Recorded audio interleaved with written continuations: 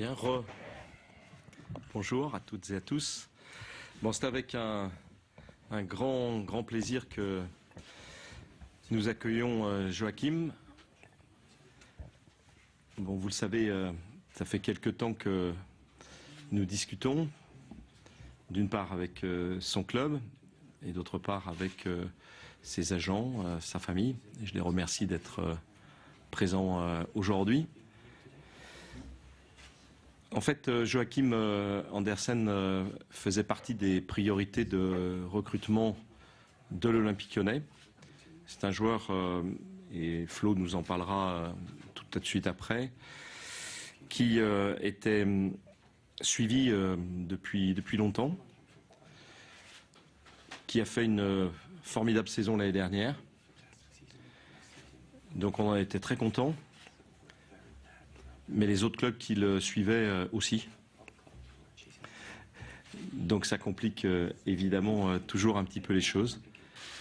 Mais je dois dire qu'on a trouvé non seulement un joueur de grande qualité, mais aussi un joueur avec une forte personnalité, et puis des agents et sa famille, son papa qui est ici, que je salue, avec beaucoup de sens pratique des choses, et avec une vision qui est une vision extrêmement élitiste pour la carrière de Joachim. Et c'est toujours bien quand on discute de manière serrée, mais de manière positive sur le moyen et le long terme. Donc c'est avec un très grand plaisir que je l'accueille et qu'on confirme qu'il vient de signer donc un contrat de 5 ans, compte tenu de son jeune âge. Joachim a eu le mois de mai, le 31 mai dernier, 23 ans. Et donc c'est un transfert, bon, je crois que la presse a donné les montants, ce que j'ai pas sur le papier, mais qui est de 26 millions plus 24 millions pardon, plus 6 millions voilà, de bonus. J'ai entendu quelqu'un qui disait oui c'est 26, non c'est pas ça. Donc 24 plus 6, voilà, donc c'est un transfert significatif, mais qui ne doit pas effrayer, je pense, l'objet, enfin l'auteur de l'objet de ce transfert, mais au contraire lui donner la force suffisante pour qu'on franchisse encore un certain nombre d'étapes, puisque c'est l'objectif du club, de franchir avec le recrutement très important qui est fait cette année, de franchir un certain nombre d'étapes. Voilà, un petit mot bon, vis-à-vis de Jacob Andersen, qui est son papa, qui est là, que je salue, qui est et entrepreneur, comme je le suis, et aussi président de club, comme je le suis aussi, accessoirement. Voilà, donc on avait tout pour s'entendre dès le début, pour bien s'entendre. Voilà, je vais, selon la tradition, tout d'abord demander à Flo, ou on commence peut-être par Flo, de dire, puisqu'il l'avait suivi depuis plus longtemps, et quand Juni est arrivé, il vous dira exactement comment il a perçu et pourquoi on a essayé d'aller le plus vite possible. Voilà. Oui, effectivement, c'est un joueur que l'on suit depuis quelques temps maintenant. Pour moi, il répond totalement aux caractéristiques du joueur défenseur central moderne, de grande qualité physique, mais surtout technique. Vous vous en apercevrez rapidement, surtout ses sorties de balle. Joueur qui est capable de jouer axe gauche ou axe droit sans aucun problème. Donc ça, c'est quelque chose aussi d'important. Comme le président le disait, il a confirmé durant toute la saison toutes ces caractéristiques-là. Il était effectivement suivi par d'autres clubs, mais notre approche a été faite assez tôt. Et c'est vrai que quand Juni et Silvinho sont arrivés, ils ont de suite confirmé la qualité du joueur et l'envie de le voir venir évoluer chez nous. Donc c'est une grande satisfaction, un grand effort du président pour aboutir à ce transfert. Mais je pense que le club fait une belle opération. Je le souhaite en tous les cas, et parce que c'est, comme le disait le président, c'est un très bon joueur, mais aussi un mec bien. Et c'est important pour la qualité du groupe. Juni vous confirmera certainement ça aussi. Oui, c'est ça. Quand je suis arrivé, bon, avant même, j'ai déjà parlé un peu avec Flo et Andersen, c'était une de notre priorité. Ce que je confirme, c'est que sa capacité technique, c'est pour un défenseur, c'est très intéressant, même si bien sûr que un défenseur ne doit jamais refuser les contacts, les duels, c'est pas son cas non plus. Mais une autre force de sa part, c'est qu'il est capable de jouer sur les deux côtés, comme a dit Flo. Donc c'est rare. Il y a certains joueurs qui arrivent, mais il y a certains qui changent un peu quand on demande de jouer sur l'autre côté. Mais il est performant, que ce soit à droite, que ce soit à gauche. Un joueur d'une bonne capacité physique aussi, mais très doué techniquement. Ça fait un bon moment qu'il ne joue pas, donc je pense un peu plus de 2 mois. Bon, il va falloir qu'on commence à travailler fort à partir de lundi, j'espère. Il y a un petit pépin physique aussi. Donc c'est ça. Bon, on a Jason, on a Marcelo, on a Mapou, on a le petit Soleil qui n'est pas là encore, donc il sera un joueur de plus. Mais bien sûr qu'on va chercher un joueur à ce niveau-là, on a envie qu'il joue tout de suite. Mais encore, je le répète, la concurrence elle est là. Et on donne la possibilité entre nous de choisir. Et le fait de pouvoir commencer déjà le marché, il y a très peu de clubs qui a réussi à acheter des joueurs pour l'instant. Donc Andersen, c'est le 4e plus, mais qui est avec le groupe. Bienvenue. Je souhaite à Andersen beaucoup de réussite, qu'il soit content. On a part d'un club, on a une belle ville.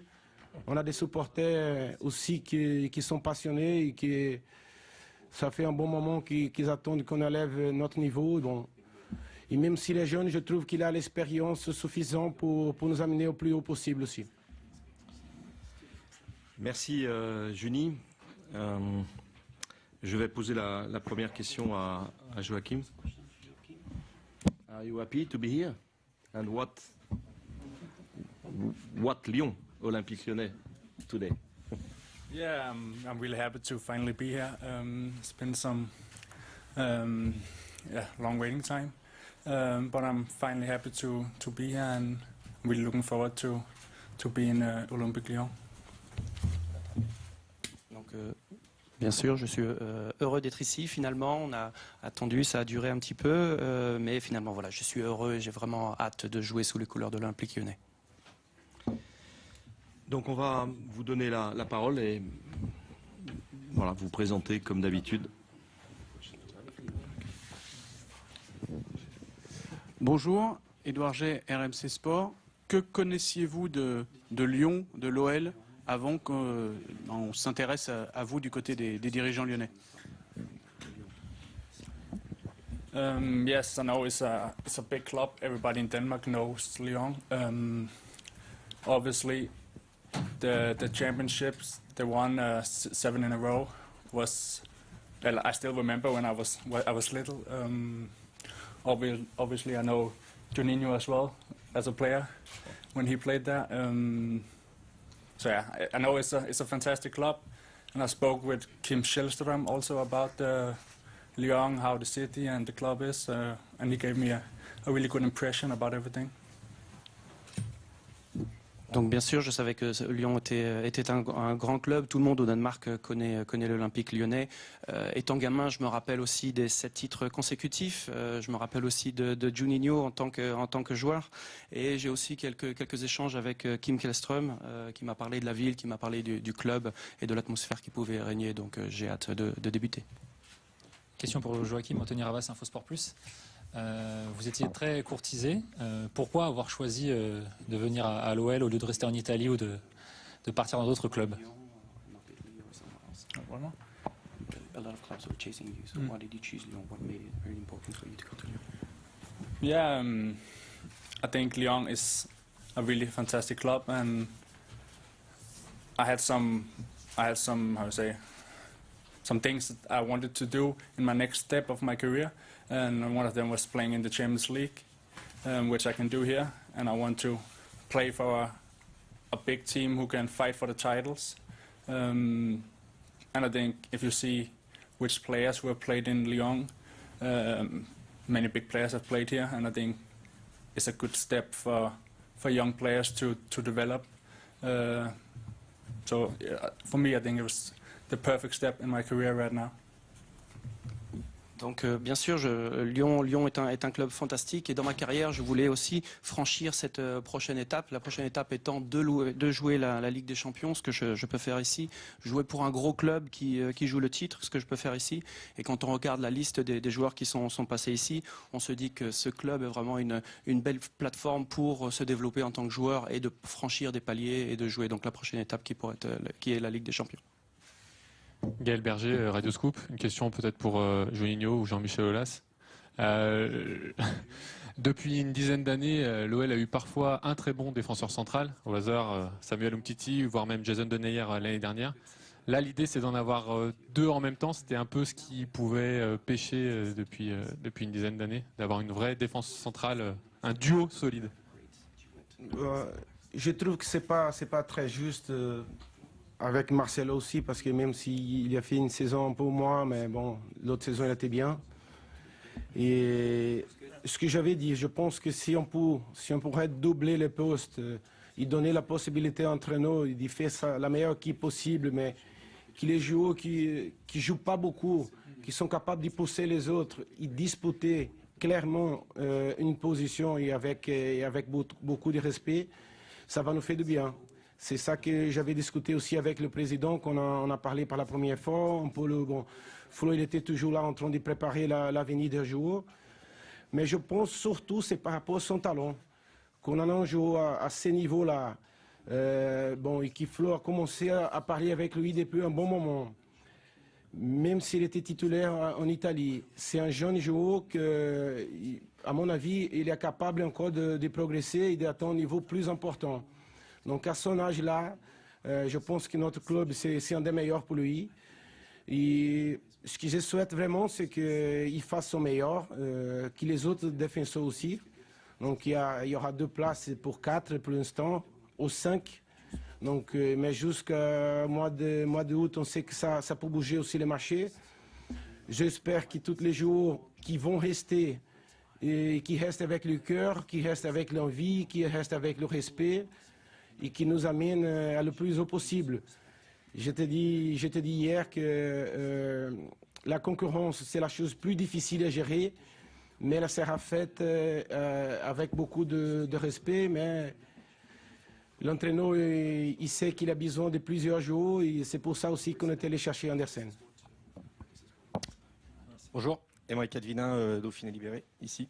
Il y a quelques années en arrière, on aurait pu imaginer l'OL consentir un tel effort financier plutôt sur des joueurs offensifs. Là, en l'occurrence, c'est un joueur défensif. Est-ce que ça marque un changement de philosophie du club? Est-ce que ça a été difficile, entre guillemets, de consentir un tel effort sur un joueur défensif? Merci. Oui, les temps ont changé aussi, c'est-à-dire que on a fait évoluer le club dans une stratégie raisonnable. D'abord, les infrastructures. On a investi près de 500 millions d'euros dans le stade, le camp d'entraînement, les académies. Chaque année, on investit plus de 15 millions d'euros dans la formation. Et maintenant, le temps est venu de compléter par rapport au dispositif qui a été trouvé pour aller, comme l'a dit Juni, le plus haut possible sur le plan français, mais aussi sur le plan européen, parce que la logique économique qui a été suivie depuis le début permet de faire cela sans se mettre en difficulté.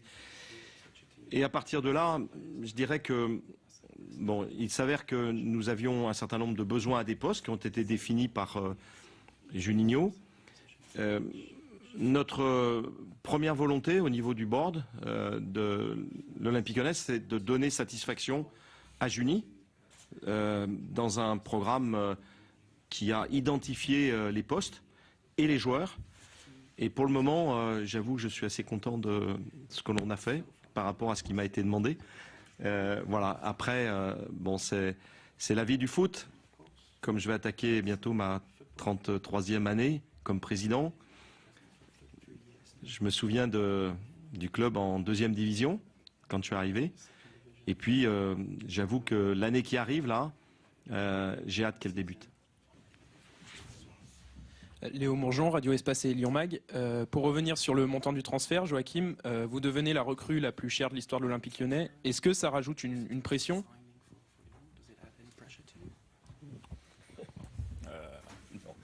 I had this question a few times now, but for me, it's not about the prize. It's between the clubs. I just want to do my best and achieve big things here, and I have also high ambitions for myself and for the club, and I want to develop develop me better, and I think this is the perfect place to do that. Bien sûr, on m'a posé cette question plusieurs fois, mais je ne pense pas cela. C'est un prix, on va dire, entre les deux clubs. Pour moi, je veux jouer le mieux possible, remplir mes ambitions, que ce soit personnel, ou alors remplir aussi les ambitions du club. Et je pense que c'est vraiment l'endroit parfait pour pouvoir me développer dans cet environnement en tant que joueur. Une question pour Florian, Maurice. Tu as peut-être dit tout à l'heure, mais quand est-ce que c'est la première fois que tu as vu jouer Joachim? Est-ce que tu as eu un coup de foudre footballistique dès la première fois, ou est-ce que tu l'as vu jouer plusieurs fois et que tu l'as vu progresser au fur et à mesure? Et du coup, une autre, j'anticipe pour Juninho, est-ce que la porte est ouverte pour un départ de Marcelo, sachant qu'il risque de passer de vice-capitaine à potentiel remplaçant vu l'arrivée de Joachim? Je vais répondre à ta question. J'ai eu un coup de foudre. Je le suis depuis le début de la saison. Je le connaissais des sélections U21 danoise, mais c'est vrai que sa saison avec la Samp a été très bonne. Je suis souvent allé à Gênes, parce que j'ai beaucoup aimé voir jouer cette équipe. Pas seulement lui, mais toute l'équipe, avec une philosophie de jeu fantastique. Et c'est vrai que j'ai eu un petit coup de foudre en le voyant, en sachant qu'on allait chercher à ce poste-là. De suite, il a attiré mon attention.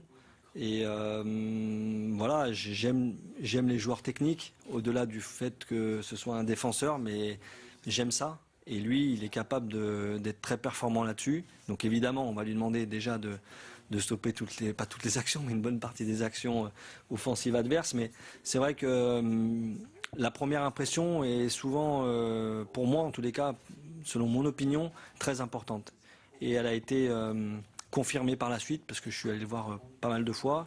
Notre cellule est allée aussi le voir plusieurs fois, et tout le monde a validé ses prestations à chaque fois. Donc c'est pour ça que je ne vais pas dire que j'ai pas de doute, parce que quand on fait du recrutement, on n'est jamais à l'abri de savoir ce qui peut se passer, de son intégration, comment, voilà. Mais en tous les cas, sur la qualité du joueur, je suis convaincu que c'est un très bon joueur. Il a déjà participé un petit peu avec la sélection nationale A danoise. Il n'a pas pu jouer encore, mais voilà, il est vraiment aux portes de cette équipe-là. Et l'objectif pour lui, sur un plan personnel, sera là aussi. Et je pense que jouer dans un club comme le nôtre lui permettra de lui ouvrir complètement ses portes. Donc oui, je suis très très satisfait de sa venue, évidemment. Mais il fallait aussi qu'elle soit validée, et je le dis parce qu'on travaille en collaboration avec Juni depuis le début, et ça se passe vraiment très très bien. Donc une fois quand j'ai proposé Joachim, j'avais eu Silvio et Juni en même temps, et voilà, de suite on m'a dit vas-y fonce. Donc ça c'est une bonne chose, mais sur tous les dossiers aujourd'hui on est complètement en phase. Pour Marcelo, c'est un joueur qui a prolongé son contrat l'année dernière. C'est un joueur important, expérimenté, qui est en Europe depuis un bon moment. On compte sur lui. Bien sûr que le marché, on ne contrôle pas. Et en plus, toujours la décision, ça va être du président. L'année dernière, on a reçu une proposition assez importante, mais le club a préféré prolonger son contrat. Et pour moi, parce que l'année dernière, il y a eu Marcelo, Jason, Mapou, il était mis à côté. Bon, ce n'est pas une critique à l'entraîneur qui était, c'est juste une réalité. Et finalement, je pense que ça, bon, il y avait le jeune Soleil. Il y a eu peut-être beaucoup de responsabilités pour Jason et pour Marcelo. Ça diminue un peu la marge d'erreur. Avec l'arrivée d'Anderson, si c'était moi, je pense que c'est un partage de responsabilités. Ce sont des joueurs d'autre niveau. Peut-être que ça va encore soulager Marcelo par rapport à ses responsabilités, parce que c'est un joueur qui a son talent expérimenté, mais qui n'est pas forcément un leader naturel. Donc son arrivée, Si c'est moi à sa place, je pense tout de suite que c'est un partage de responsabilité. Je lui dirais bienvenue, on va tout donner sur le terrain, on va tout donner pendant la semaine pour les entraînements. Et c'est lui-là que le coach va choisir. Il faut aussi un peu de patience avec Andersen, même si on connaît son talent. C'est pas facile de démarrer un poste de défenseur. On sait que les défenseurs, bon, ils ont une marge d'erreur un peu plus petite que les autres. En attaquant, c'est plutôt difficile parce que des fois, il ne fait pas un grand match, mais c'est lui qui marque à la fin. Donc, et le défenseur, des fois, c'est le contraire. Il fait un grand match, mais un petit erreur, ça peut coûter des points. Donc, le contraire, j'espère que Marcelo va arriver. Par contre, comme je dis, pour terminer, on ne contrôle pas le marché. Mais si Marcelo il part, bon, il va falloir utiliser TT peut-être dans l'axe. Ce n'est pas son poste de prédilection, même s'il répond présent dans l'axe. Mais bon, je ne pense pas que Marcelo va partir. On est content avec lui, on est content avec Jason. Je pense que l'arrivée d'Andersen aussi va permettre que le petit Soleil va continuer à progresser. On croit beaucoup à ces jeunes joueurs. Il va falloir aussi qu'il ait un peu plus de patience. Mais si on élève le niveau pendant les entraînements, si on commence à jouer pendant la semaine, c'est bien pour tout le monde. Une question pour Jean-Michel Aulas. Quand vous voyez l'environnement extérieur, tous les supporters qui sont contents sur les réseaux sociaux, on voit, nous on est en direct, on voit qu'on n'a jamais vu autant de monde suivre cette conférence de presse. Est-ce que ça vous conforte dans l'idée d'avoir fait revenir Juni et d'avoir pris ce risque justement, ce risque audacieux, ce pari? Bon, écoutez, c'était bien sûr un moment important d'écouter tout le monde, d'écouter les consultants, d'écouter les supporters. Mais in fine, quand on a 32 années d'expérience avec pas mal de titres, puisque bon, je le redis, bon, j'ai eu la chance d'être à la tête des équipes masculines et féminines de première division qui ont gagné 46 titres. Donc ça donne de la force aussi dans les choix. Et quand on a fait, non pas ce pari, mais qu'on a pris la décision véritablement d'essayer de convaincre Juni de nous rejoindre, c'était avec bien sûr la certitude que les fans allaient nous rejoindre, mais c'était aussi avec une certitude au fond du cœur qu'on allait bien réussir. Maintenant, quand on est entrepreneur, le problème c'est pas de réussir les mercatos ou de réussir l'avant-saison, c'est de gagner des titres. Donc on est en train de construire, comme il y a quelques années auparavant, 2 belles mécaniques. Une pour les féminines, qui vient de gagner son 6e titre de Coupe d'Europe, donc 4 d'affilée. Et une équipe masculine dont on a la volonté de l'amener au plus haut niveau. Je ne veux pas dire coûte que coûte, parce qu'aujourd'hui où on dépense beaucoup d'argent, ça serait mal interprété. Mais avec la ferme volonté de réussir sur le moyen terme. Et c'est aussi ce qu'il faut dire aux supporters, c'est que le fait d'avoir été patient dans la remontée, ça permet d'avoir aussi une vision moyen et long terme. Et je l'ai dit, on est capable de refaire dans les années qui viennent les mêmes types d'efforts que l'on a fait cette année, jusqu'à ce qu'on arrive enfin à être au plus haut. Merci. Une question pour Joachim et Florian. Joachim a terminé sa formation aux Pays-Bas. Il a ensuite connu ses premières années en Italie. Est-ce que c'est le meilleur parcours pour un défenseur central de se frotter à ces 2 écoles complètement différentes? Merci.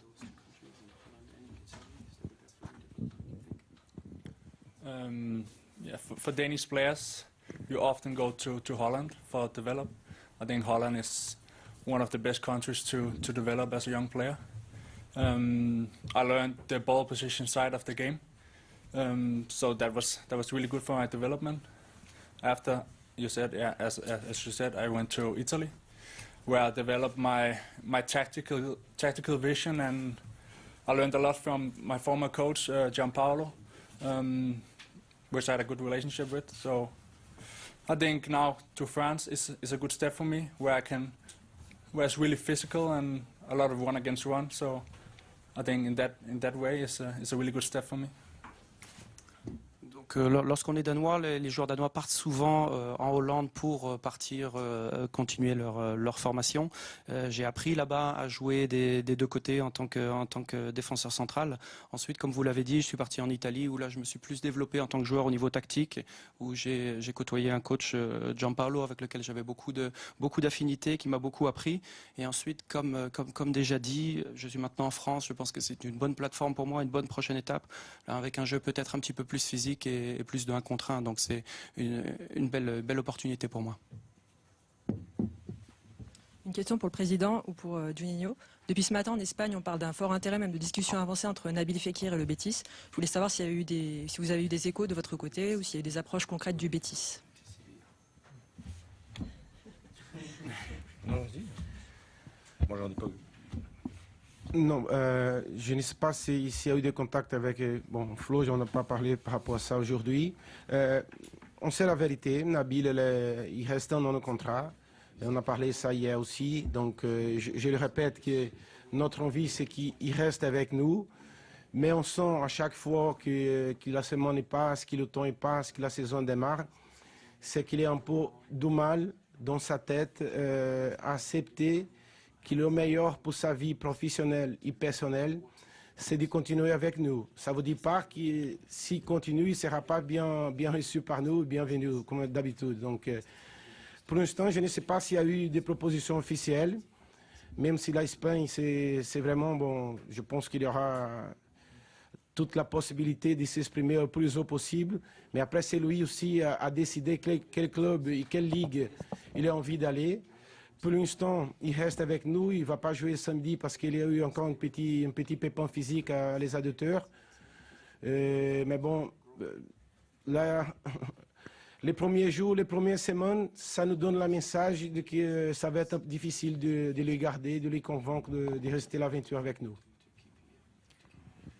Une question pour Joachim. Quels sont ses objectifs à la fois sur un plan personnel et collectif ici à Lyon? Yeah, first of all, I'm really happy to be here, and I think my personal terms of the season is to play every game, to develop further. I think it's difficult to put a goal for yourself, like I want to play this, I want to score goals. It's not like that. I just want to play every game and develop me, and I want to fight for the title in the league. Compete with the big teams, and obviously we're playing in the Champions League, so I want to go as far as possible there as well. But yeah, I think it's always difficult to say what is your objective for the season. I just want to develop myself and the team, and I think that's the way to do it. Donc c'est assez difficile de chiffrer, on va dire, des objectifs, mais au niveau personnel, j'ai envie de jouer toutes les rencontres, de m'améliorer, de me développer en tant que joueur. Je ne peux pas vous dire, je vais jouer tant de matchs, ceci, cela. J'ai envie de jouer toutes les rencontres dès le début. Ensuite, pour l'équipe, au niveau du collectif, jouer le titre, essayer de concurrencer les gros au niveau français. Et comme je l'ai dit tout à l'heure, la prochaine étape, c'est la Ligue des Champions pour moi, et là d'aller le plus loin possible. Mais une nouvelle fois, c'est assez difficile de chiffrer, de quantifier les objectifs. Une question pour Juninho. Je crois que, j'imagine que dimanche, ceux qui auront joué demain sont peut-être au repos, mais il y a le retour des internationaux. Est-ce qu'on va dire qu'à partir de lundi, véritablement, c'est comme un vrai départ? Parce que là, le mercato est terminé, toutes les recrues sont là. Les internationaux vont revenir, il restera peut-être les espoirs, mais est-ce que c'est vraiment ça marque vraiment le premier jour presque de la vraie préparation avec tout le monde? Oui et non, parce que c'est important aussi pour les jeunes de la formation qui participent des stages chaque année. Bon, c'est une habitude ici en France que au début des stages, bon, on amène pas mal de jeunes joueurs parce que c'est important de gagner de l'expérience. Mais bien sûr que pour le coach, dans sa tête, à partir de la semaine prochaine, il y aura un groupe un peu plus complet. Ça va lui permettre de travailler spécifiquement. Par contre, il y a un peu de retard aussi physiquement. Il y aura 4 qui vont arriver. Il y aura Andersen qui sera là aussi. Après, il manquera encore Moussa Dembélé, Aouar, c'est qui l'autre, Léo Dubois? Léo Dubois. Lucas Toussaint, Léo vient dimanche. Donc, peu à peu, on aura l'effectif complet. le premier match samedi, et à chaque week-end, on aura un match amical. Je pense qu'avant le premier match à Monaco, le coach aura tout le groupe presque complet, qu'il puisse choisir l'équipe qui va démarrer. Alors, juste pour terminer, donc pour confirmer à date les opérations qui ont été menées, donc outre l'arrivée de Juni et de Silvino, donc qui sont arrivés dans les postes d'entraîneur et de directeur sportif et d'entraîneur. Donc on a accueilli hier Fernando Lazzaro, qui était l'entraîneur adjoint de la Seleção, qui vient rejoindre Silvino comme entraîneur adjoint, chargé de la vidéo. Donc il arrive tout auréolé avec le titre. Il est à Tignes, d'accord. Voilà, donc il est déjà arrivé. Voilà, donc après, outre Tata dont on a parlé tout à l'heure, on a accueilli aussi Héritier de Yonge, qui vient pour jouer sur le côté gauche, mais qui est un jeune joueur. Je parle plus de Jan Lucas et de Thiago Mendes. Je parle aussi de Nicolas Fontaine, donc, dont le contrat a été signé en provenance de Leipzig. Je parle plus de Youssouf Koné, et donc arrivé aujourd'hui de Joachim Andersen. Donc voilà les points en termes d'arrivée. Et je veux dire que par rapport à ce que je vous avais dit dès le début, c'est-à-dire qu'il y aurait 2 seuls départs, on a tenu bon, et pourtant on a eu plein de propositions. Voilà. Est-ce que le recrutement, c'était indispensable, c'était important de recruter justement, mais est-ce que les jeunes vont aussi avoir leur chance, les jeunes qui sont en formation, On ne peut pas jouer à 20 quand même. Bon, c'est toujours compliqué. Bon, on fait le passage entre les jeunes et les pros. C'est la première étape à gagner, je dirais. Mais la deuxième étape la plus difficile dans la carrière d'un jeune joueur, c'est s'installer dans les pros. Il y a certains qui ont réussi déjà à monter et à passer la première étape. Mais c'est vrai que chaque saison, ça change un peu.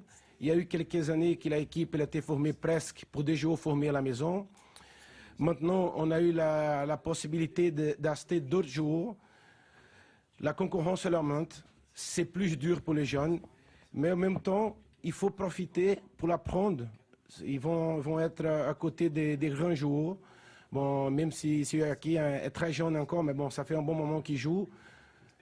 C'est sûr que c'est un peu plus dur pour eux, surtout mentalement. Mais celui-là qui va mériter de jouer, je pense que l'entraîneur ne va pas voir l'âge. Il va lui donner la chance de pouvoir démontrer leur capacité sur le terrain. Merci beaucoup.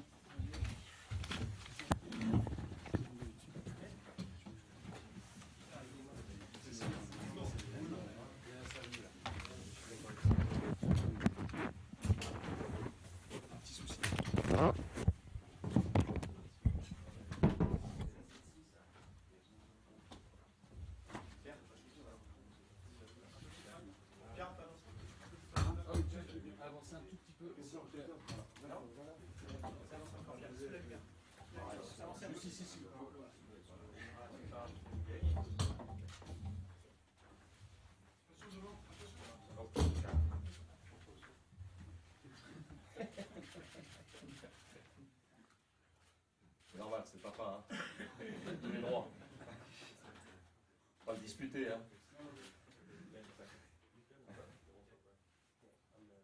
C'est bon ? C'est bon pour les télés ? Oui, merci. Pour les photographes, maintenant ? Président, s'il vous plaît.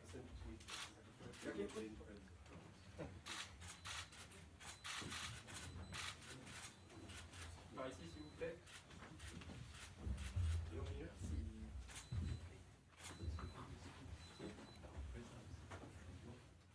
Ici.